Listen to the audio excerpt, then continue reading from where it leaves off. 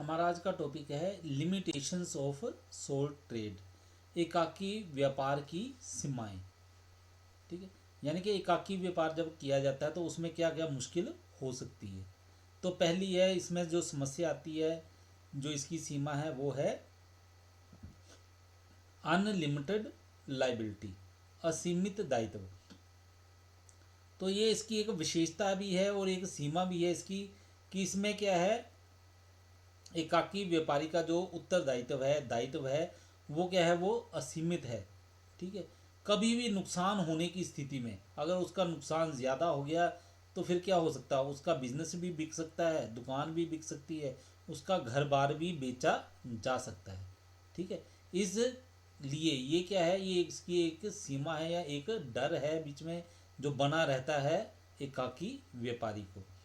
एकाकी व्यापार की सबसे बड़ी कमी इसमें असीमित दायित्व अथवा अत्यधिक व्यक्तिगत जोखिम का पाया जाना है। एकाकी व्यापारी को ही व्यवसाय का सारा जोखिम सहन करना पड़ता है।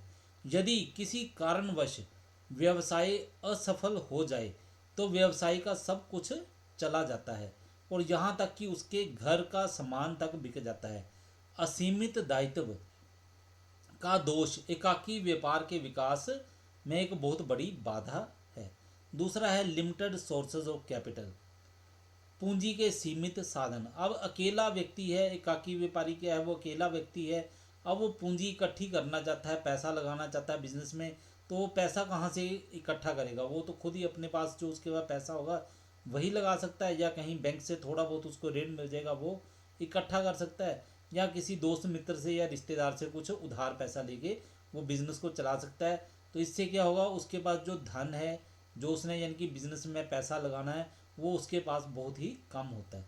लेकिन अगर दूसरे बिजनेस देखे जाए, जैसे साझेदारी है, ठीक है, कंपनी है, इनके पास तो बहुत ज़्यादा पैसा होता है, किसी प्रकार की पैसे की कोई कमी नहीं होती है। इसलिए एकाकी व्यापारी का बिजनेस क्या है, वो बहुत छोटा होता है।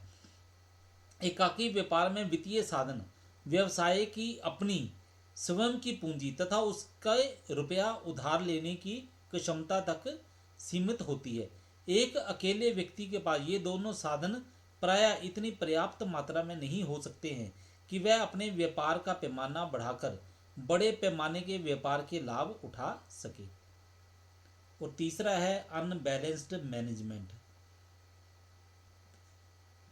असंतुलित प्रबंध। इसका मतलब क्या है कि अब बिजनेस में जितने भी काम करने हैं, ठीक है, सामान को खरीदना है, बेचना है, बिजली का बिल देना है, ठीक है, उसकी जो गुड्स रखी हुई हैं, ठीक है, उनकी सजावट करनी है, ग्राहकों से पैसा लेना है, बैंक में पैसा जमा करना है, ये सारे के सारे काम उस अकेले व्यक्ति को खुद करने पड़ते हैं। जब तक बिजनेस वो छोटा रहता है तब तो ठीक है, लेकिन जैसे बिजनेस बढ़ना शुरू होता है तो उसमें क्या होता है, ये जो प्रबंध जो होता है वो संतुलित ढंग से नहीं हो पाता, प्रबंध ठीक ढंग से वो नहीं कर पाता है। तो एकाकी व्यापार की ये भी एक सीमा है कि इसमें प्रबंध क्या है, ये असंतुलित होता है। एकाकी व्यापार को व्यवसाय में की जाने वाली विभिन्न क्रियाओं जैसे क्रय विक्रय, उत्पादन, विपणन, वित्त आदि को स्वयं ही करना पड़ता है। और प्रायः कोई भी व्यक्ति इतना सक्षम नहीं हो सकता कि इन सभी क्रियाओं को सफलतापूर्वक संपन्न कर ले। उसे अनेक प्रकार की प्रबंधकीय व अन्य समस्याओं का सामना करना पड़ता है, जिसके परिणाम स्वरूप उसके निर्णय असंतुलित होने लगते हैं। फिर उसके बाद नंबर 4, सीक्रेसी कोजेज सस्पिशन, गोपनीयता संदेह को जन्म देती है। अब एकाकी व्यापार में क्या है, सारी की सारी सूचनाएं जो है वो गुप्त रखी जाती हैं। अब उस सूचनाएं गुप्त रखने के कारण क्या है, लोगों में एक भ्रम फैल जाता है, लोगों को क्या होता है, वहम हो जाता है। लोग क्या करते हैं, उसको शक की नज़र से देखते हैं कि इसके पास ये संपत्ति है कि नहीं है। ठीक है, उनके मन में कई प्रकार के क्वेश्चन उत्पन्न हो जाते हैं।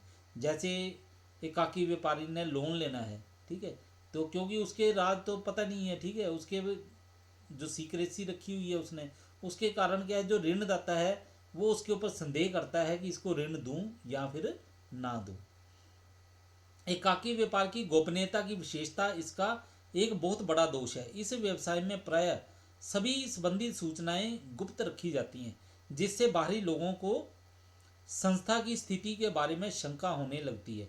जैसे सभी कुछ गुप्त रहने के कारण एकाकी व्यापारी की आर्थिक स्थिति स्पष्ट नहीं हो पाती, जिसके परिणाम स्वरूप ऋणदाता ऋण देने में कठिनाई महसूस करते हैं। इससे व्यापार को कई बार आर्थिक संकट का सामना करना पड़ता है। नेक्स्ट है अनस्टेबल एग्जिस्टेंस, अस्थाई अस्तित्व। अस्थाई अस्तित्व का पता मतलब क्या है? इसका मतलब ये है कि बिजनेस के बारे में कोई भी भरोसा नहीं है, ये कभी भी बंद हो सकता है। ठीक है, जैसे ये जो एकाकी व्यापारी है, मान लो ये बीमार हो जाता है, इसकी मृत्यु हो जाती है या पागल हो जाता है, तो फिर क्या है, ये हो सकता है कि फिर बिजनेस जो है वो बंद करना पड़े। एकाकी व्यापार के संचालन में लगातार अनिश्चितता बनी रहती है। यदि किसी आवश्यक कार्यवश या अस्वस्थ होने के कारण एकाकी व्यापारी को अपने व्यावसायिक संस्थान में अनुपस्थित रहना पड़ जाए, तो कारोबार को या तो कर्मचारियों को भरोसे छोड़ना पड़ता है या फिर कुछ समय के लिए बंद करना पड़ सकता है, जिससे ग्राहक असंतुष्ट होकर दूसरे दुकानदारों से माल खरीदने लगता है। यदि स्वामी की मृत्यु हो जाए तो व्यवसाय को पूर्णतः बंद ही करना पड़ता है।